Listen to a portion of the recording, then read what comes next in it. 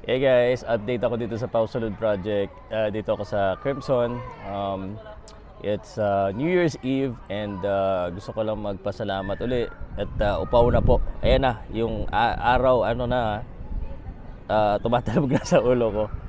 Gusto ko lang sabihin, no, nakaka-proud na in little ways. Yung sinasabi nila puro ano ka lang,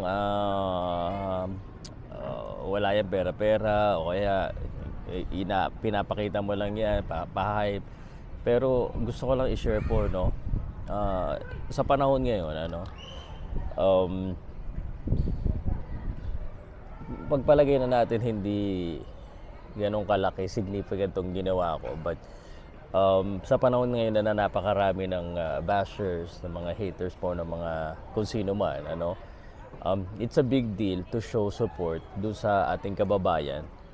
Hindi lang before the fight na natalo siya, kundi pati na rin after the fight, no?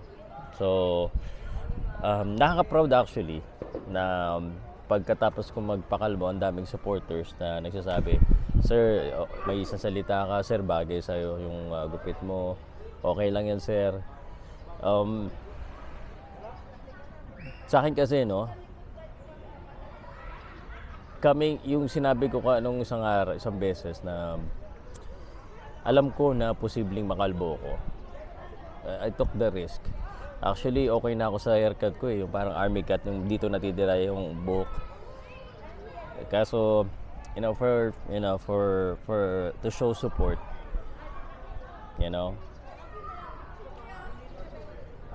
Anyway, just wanted to say, dapat maging proud tayo lahat sa pagiging Pilipino natin, no matter what. Kaya wag dapat hindi masira hindi sirain ng mga ilang tao yung ating suporta sa ating kapwa, no? And yung totoo, guys,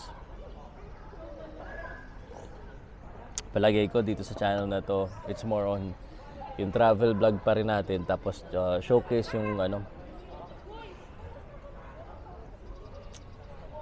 magpapakita natin ng pagsuporta sa Pilipinas. I just wanted to greet you guys, Happy New Year.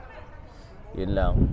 Eto na, kasi nangako ako na next vlog ko, final vlog ko dito, kalbo ko sa Pausalud Project.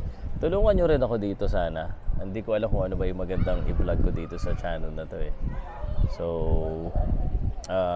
please let me know kung anong interest po. Yung interest po ng mga tao dito, i-comment nyo po down below. Tapos na-try ko yung mga usapan. Pero niisip ko interviews with the OFW or sa mga tao. Kasi doon ako magaling eh. Doon ako marunong mag-interview eh. Anyway, yun lang. Quick content lang dito.